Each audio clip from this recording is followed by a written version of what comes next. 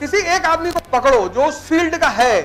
बाराती में जो लड़की आई है उसका एड्रेस भी पूछना है, तमाम सारे काम है, बहुत सारे चैलेंज। तो ताकत तो है ही है उसके पास, गलत जगह जा रही है। जो तुमसे सारे उल्टे सीधे काम करवा लेता है तुम्हारी मर्जी के बिना। राधा से प्रेम करेंगे, रुक्मणी को लेके भाग जाएंगे।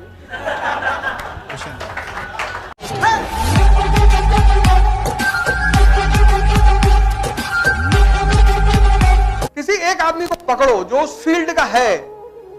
ऑनलाइन सारे कोर्स है, सारे कोर्स ऑनलाइन है। किसी को पकड़ो, एक आदमी को पकड़ो, क्योंकि वो उस पर प्रतिदिन बोलेगा। तो जब बोलेगा तो थोड़ा सा मोटिवेशन मिलेगा। तो मुसलमानों में देखो एक दिन फ्राइडे को जाते हैं, वो बेसिकली इसीलिए बनाया गया था कि कम से कम सब लोग मिलेंगे तो एक उत्साह बढ़ेगा। मंदिर बनाया गया था, मस्जिद बनाया गया था कि एक ऐसी जगह जहां तुम जाओगे सिर्फ ध्यान करने। 24 घंटे में एक बार तो मंदिर जाओगे, तो जब तुम मंदिर की प्रेमिसेस में जाओगे तो तुम्हें अब पता है कि ध्यान करना है, मस्जिद में जाओगे ध्यान करना है। ऐसे किसी एक आदमी को पकड़ो ऑनलाइन।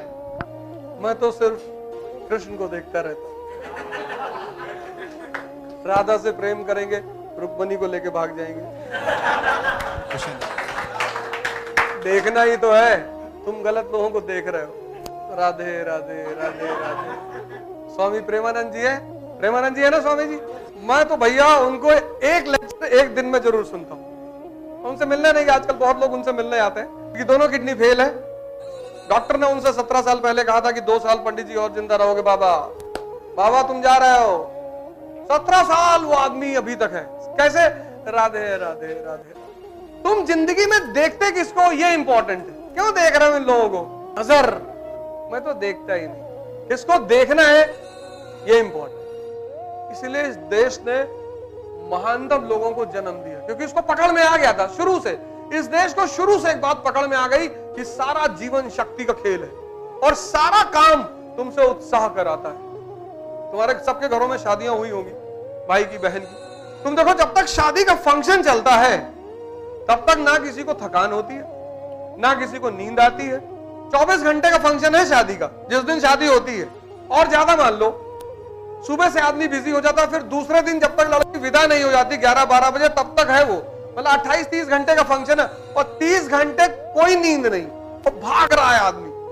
रायता उठा ला, कूद के गए, रायता उठा ला।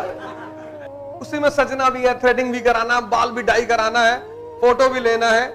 बाराती में जो लड़की आई है उसका एड्रेस भी पूछना है, तमाम सारे काम है, बहुत सारे चैलेंज। एक दो चैलेंज नहीं है, बहुत सारे चैलेंज, और वो सब कर रहा है। लेकिन जैसे ही बारात विदा हुई, पता लगा जहां भट्टी लगी थी, सब्जी बन रहा था, वहीं पड़े सो रहे। तुम उत्साह का कमाल देखो। मन बहुत ताकतवर है। ये देखो क्या कह रहे हैं, कह रहे मन की ताकत बढ़ाना। जो तुमसे सारे उल्टे सीधे काम करवा लेता है तुम्हारी मर्जी के बिना, तो बस यही ध्यान है, उसी ऊर्जा को कन्वर्ट कर लेना है। बहुत सारी बातें हैं जो तुम नहीं कह पाओगे क्लास में, लेकिन वो करा लेता है तुमसे। तो ताकत तो है ही है उसके पास, गलत जगह जा रही है।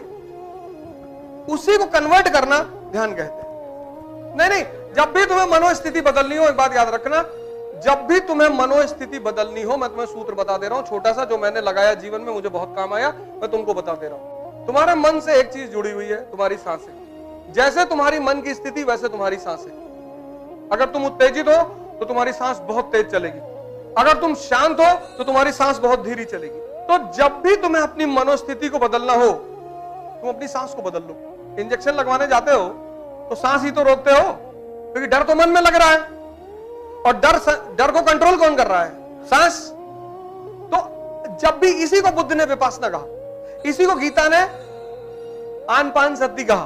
तो ये छोटा सा सूत्र मेरे पास था, वो मैंने बता दिया। लेकिन किसी को ज्वाइन करो, तुम वैसे भी किसी को ज्वाइन करो। बताओ, तो जिंदगी इसी का नाम है ना।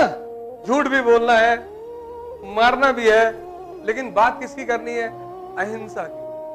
अर्जुन से मरवाना भी है कि तू मुझ में समा जाए, मैं तुझ में समा जाए। अर्जुन को यही तो दिक्कत पैदा हो रही। महाभारत जब वॉर शुरू होने जा रहा है, सामने देख रहा बड़े बड़े लोग खड़े, फिर भगवान को देख रहा है, सोच रहा अगर ये रथ से किसी दिन उतर गए तो ये सब तो हमको पटक पटक के मार डालेंगे। तो भगवान ने कहा तू टेंशन मत ले, मैं बताऊंगा क्या करना है, तू बस गोली चला, टेंशन लेने की जरूरत नहीं। यही तो इस जीवन का मजा है। जो दिखाई पड़ता है वो है नहीं, जो है ये भैया इनको दे दो इधर, ऐसे ही पूछ लो। तुम तो इतना करीब में बैठो, बताओ कैसे क्या करना है? कोई पहिया थोड़े लगानी है, टाइम जितना देखो, टाइम का मैनेजमेंट तुम करो। 24 घंटे में 10 घंटे को छोड़ दो, 10 घंटे को छोड़ दो। हाँ चलो 14 मान लेते हैं, बिल्कुल हम मानते हैं कि तुम्हारा टाइम लगता होगा। 24 घंटे में तुम 10 घंटे को छोड़ दो। सोना, खाना, पीना, उठना, बैठना, जॉगिंग, वॉगिंग सब मिला लो इसमें, इसे मिलाओ। 10 घंटे को छोड़ दो, 14 घंटे। अब इस 14 घंटे में तुम क्या क्या काम कर रहे हो? जैसे तुम बीए कर रहे हो तो क्लास भी जाते होगे, तो 4 घंटा तो तुम्हारा क्लास चला गया, है ना, बचा 10 घंटा। अब इस 10 घंटे को तुम्हें कैसे हिसाब से करना है, उसको उसी हिसाब से अपना प्लान करो। तो कम से कम जब तुम्हारा बीए खत्म हो तो तुम्हारी एनसीईआरटी पे कमेंट बने, या जीएस का एक पोर्शन कर लो, या ऑप्शनल खत्म कर लो। तो एनसीईआरटी और एक कोई चीज ग्रेजुएशन तक पूरा कर लो। हर आदमी तो कहीं ना कहीं परेशान है, और जब वो परेशान है तो वो उसका ऑरा जो है ना, वो तुमसे जुड़ ही नहीं पाता। पढ़ा चाहे जितना अच्छा ले, पर वो जो ऑरा है ना वो जुड़ नहीं पाता। बस तुम धीरे बैग उठा के निकल लेते हो कि मास्टर कल आएंगे, अब जा रहे हैं।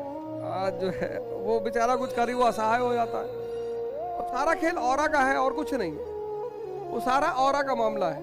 अब ऑरा के मामले में वो खुद ही माइनस में चल रहे हैं, और माइनस में सिर्फ इसलिए चल रहे हैं क्योंकि कांड करेंगे नहीं।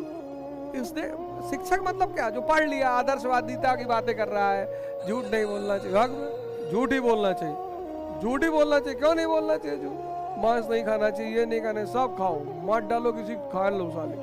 बकरी वकरी उठा लाए, सड़क पे लटका दिए, भून रहे हैं। अब वो चीज जहां आदर्शवादिता शब्दों में कभी आनी ही नहीं चाहिए, वो सिर्फ और सिर्फ तुम्हारे कर्मों में दिखाई पड़नी चाहिए।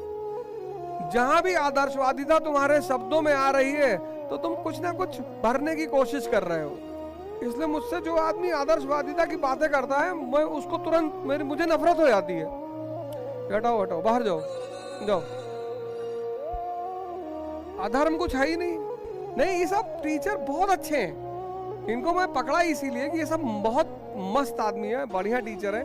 इनसे मैं कहता हूँ थोड़ा सा, जैसे कोई बात होती है मार्केट में, सुमित ही है, कोई बात होती है, हमको बताते सर आपको ऐसा कहने दो, फलाने ऐसा कह रहे थे, ये ऐसा कहने दो, मेरे सामने नहीं कह रहे ना, कह देंगे, मत डालेंगे तुरंत हमारा तो। लेकिन कोई पीछे, अब जीवन में चूंकि ज्यादातर लोग उलझे हैं, खुद ही उलझे हुए, खुद ही कॉन्सेप्ट खराब है, तो तुम्हारे ऑरा लेवल से अगले का ऑरा लेवल जुड़ नहीं पाता, बस तुम तुरंत बनाते निकल लेते हो गया। मास्टर साहब जा रहे हैं, अब कल आएंगे, अब ठीक है मास्टर कोई बात नहीं, बढ़िया पढ़ाए, लेकिन अब चल रहे हैं, अब बाकी कल बताना। तो वो यही बात ही, और कोई बात थोड़ी है, और कोई बात नहीं है। उस बात को हम भी समझ रहे हैं कि बाकी तो सब ठीक है मास्टर, लेकिन अब ना कर पाएंगे। अब जो है भाई, तुम जिस तरह से बोल देती हो ऐसे सबको बोलोगी तो मास्टर आएगा ही नहीं दूसरे दिन, वो टेंशन में चला जाएगा। हाँ, नहीं बोलेगी वो बात एकदम सही, वो नहीं बोलेगी, वाइब्रेशन की बात है। जिस दिन कोचिंग खत्म हो उस दिन तुम्हारा सब कुछ ये सब खत्म हो जाना चाहिए। कोचिंग का उद्देश्य यही है। कोचिंग आदमी क्यों आता है? कोचिंग का सबसे बड़ा उद्देश्य होता है कि जो इतना बड़ा सिलेबस है वो कोचिंग टुकड़ों में तैयार करा देगी। तो कोचिंग एक शेड्यूल है कि यहाँ से लेकर यहाँ पर खत्म, आंसर राइटिंग लेके बैठ जाओ। तो अब मैं कुछ मतलब सोच रहा हूँ कैसे करना है कि यहाँ नहीं रहते तो कम से कम ऑनलाइन कनेक्टिविटी बढ़ जाए या कुछ और। अभी मेरे दिमाग में इन तीनों चीजों के अलावा कुछ और हो रहा है कि ऐसी क्या करें कि यहाँ की प्रोडक्टिविटी और बढ़ जाए। चलो ठीक है फिर, हाँ आपको फैजल भाई पूछना पड़ेगा, वो इस संस्थान के मालिक है, वही परमिशन देगा यहाँ कौन बोलेगा कौन नहीं। मैं तो